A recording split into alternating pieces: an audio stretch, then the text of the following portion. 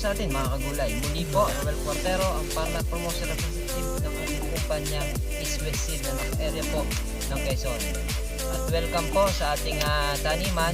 Ngayon, pag-usapan naman natin yung ating pinakabagong variety ng ampalaya, kung saan pinapakilala po natin si Galaxy Max F1. Max sa kalidad, Max sa galak sa Galaxy Max. So yun po, katangian pa lang ni Galaxy Max ay nabibighanin na po tayo. So ano-ano nga pa yung ating mga tangian pa ni Galaxy Max? Si Galaxy Max po ay napakadaling paganihan kasi po sa loob po ng 38 to 43 days ay maaari na siyang makaani. So bibilang lang po tayo ng mahigit isang buwan, maaari na po tayo makapag-harvest.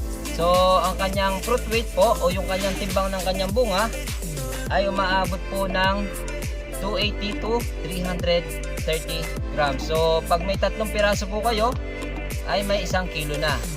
So kagandahan po sa kanya yung mabulas. Opo, kitang-kita niyo naman po sa ating ampalaya. At syempre mabunga din po yung ating ampalaya. So ang kulay nga po pala ng ating ampalaya is dark green. Tapos yung kanyang panlabas is glossy. So nangingintab po yung ating Galaxy Max F1. So ang hina-highlight po dito is yung matibay po sa pamamarako. Yun po ang kaganda kay Galaxy Max. Isa rin po sa katangian niya. So yun lang po.